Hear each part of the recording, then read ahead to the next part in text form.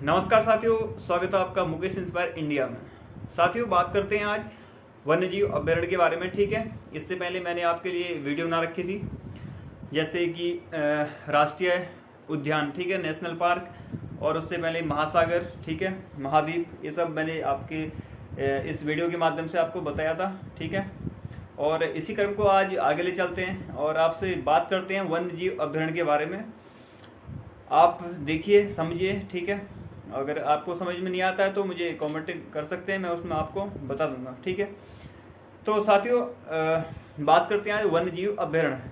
उत्तराखंड में जो वन्यजीव हैं कहाँ कहाँ पर स्थित हैं, ठीक है, कौन से डिस्ट्रिक्ट में स्थित हैं, ठीक, अभ्यारण्य क्या होता है, ये सब बात करते हैं वीडियो के माध्यम से। और आप देखिए, ठीक है। अगर वीडियो आपको सही लगती है तो आप लाइक कर सकते हैं, ठीक है, शेयर और सब्सक्राइब कर सकते हैं। साथियों, बात करते हैं पहले अभ्यारण्य क्या होता है। अभ्यारण्य एक ऐसा क्षेत्र होता है, ठीक है, एक ऐसा स्थान कह सकते हैं जहाँ पर क्या होते हैं, जो पशु पक्षी होते हैं, ठीक है, पशु पक्षी जानवर इत्यादि क्या रहते हैं, एक जगह में सुरक्षित रहते हैं, ठीक है, उन्हें किसी चीज़ का भय नहीं रहता है, ठीक है, तो उसे हम कहते हैं अभ्यारण्य।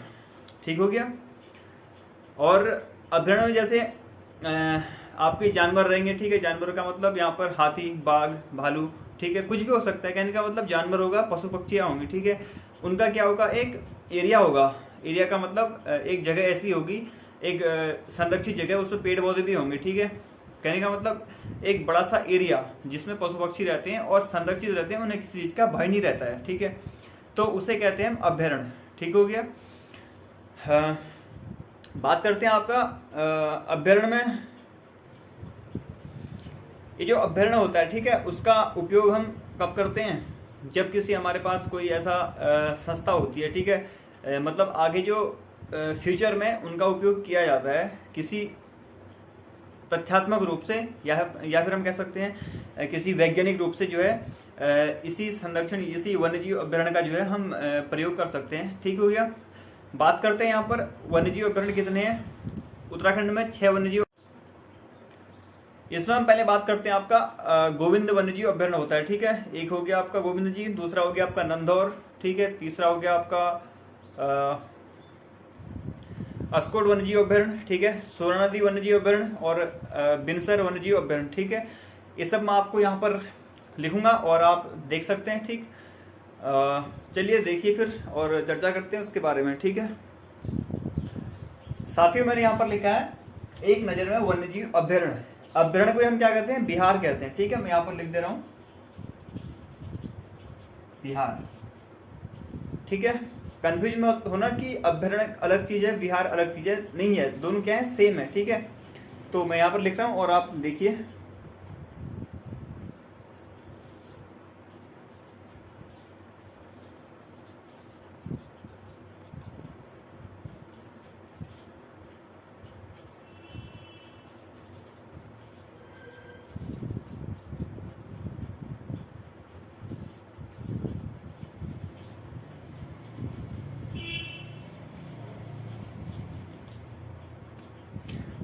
तो साथियों, मैंने यहाँ पर लिख रखे हैं 6 वन्यजीव अभ्यारण्य लिख रखे हैं यहाँ पर, ठीक है, आपको दिखाई दे रहा होगा।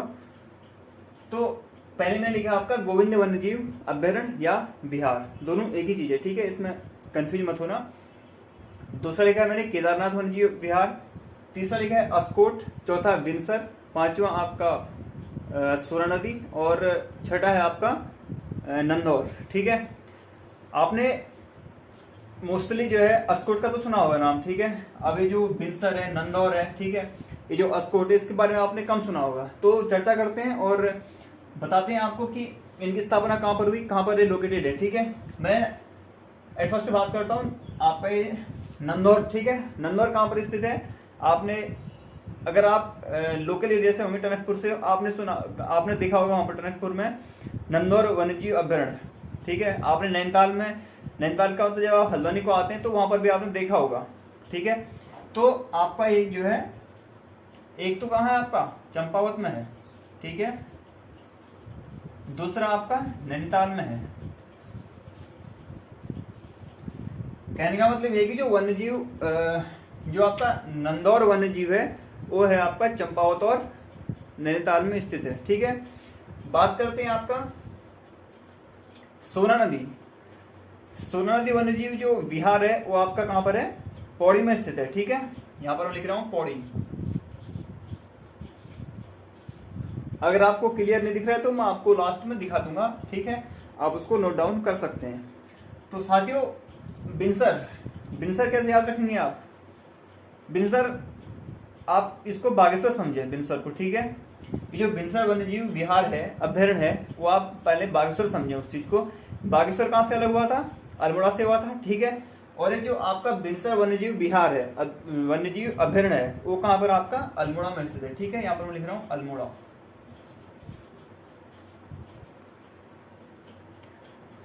तो अब बचा आपका अस्कोट। अस्कोट कहां पर होगा? नाम सुना होगा आपने, बहुत बार सुना होगा, पेपर में भी आ रखा है बहुत बार।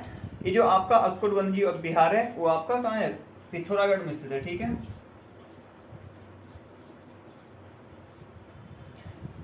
अब बचता है आपका केदारनाथ और गोविंद वन्यजीव अभ्यारण्य। गोविंद वन्यजीव अभ्यारण्य आपका उत्तरकाशी में स्थित है, और जो केदारनाथ वन्यजीव अभ्यारण्य है वो आपका चमोली और रुद्रप्रयाग में स्थित है। ठीक है, मैं यहाँ पर लिख दे रहा हूँ, ये जो आपका गोविंद वन्यजीव अभ्यारण्य है वो आपका कहाँ पर है? उत्तरकाशी में है। ठीक है, अगर आपने मेरी वीडियो देखी होगी, अगर कुछ याद आया होगा तो आपको गोविंद राष्ट्रीय उद्यान भी था एक, जिसकी स्थापना 1980 में हुई थी। ठीक है, कहां पर था वो? उत्तरकाशी में स्थित था। ठीक है, तो आपको कुछ याद आया होगा तो आप देख सकते हैं। और जो केदारनाथ है वो आपका कहां पर है? चमोली और रुद्रप्रयाग में स्थित है। ठीक है, कहने का मीनिंग ये है कि मेरा जो वन्यजीव अभ्यारण्य है वो आपके कहां पर स्थित है? नंबर 1 गढ़वाल मंडल में भी है, दूसरा आपका कुमाऊं मंडल में भी स्थित है। ठीक है, चंपावत में है, नैनीताल में है, आपका अल्मोड़ा में है। ठीक है, पिथौरागढ़ में है, उत्तरकाशी में है, चमोली और रुद्रप्रयाग लगभग आपके सारे डिस्ट्रिक्ट में क्या है? फैले हुए हैं। ठीक है, कुछ ही छोड़ के, जैसे कुछ ही जो होंगे उसमें से बचे होंगे। तो साथियों, यहाँ पर एक और आपका 7 वन्यजीव अभ्यारण्य। ठीक है,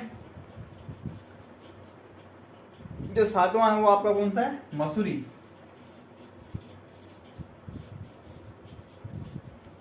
मसूरी वन्यजीव अभ्यारण्य है। ठीक है, ये आपका कहां पर होगा? देहरादून में स्थित है। ठीक हो गया। तो ये आपके क्या है? 7 वन्यजीव विहार हैं। ठीक है, विहार का मतलब अभ्यारण्य है। ठीक है, तो बात करते हैं इसके सन की। तो मैं लिख रहा हूं यहाँ पर सन, और आप देखिएगा। ठीक है, तो साथियों मैंने यहाँ पर लिख रखा है इनकी स्थापना कब हुई करके। ठीक है, यहाँ पर देख सकते हैं आप, मैंने लिखा 1955 यानी कि 1955। ये जो आपका गोविंद वन्यजीव अभ्यारण्य है, ठीक है, ये जो बिहार है, इसकी स्थापना की गई थी 1955 में। इसकी स्थापना की गई थी, जो कहाँ पर लोकेटेड है? आपका उत्तरकाशी में लोकेटेड है। ठीक है, दूसरी बात करते हैं हम एक केदारनाथ।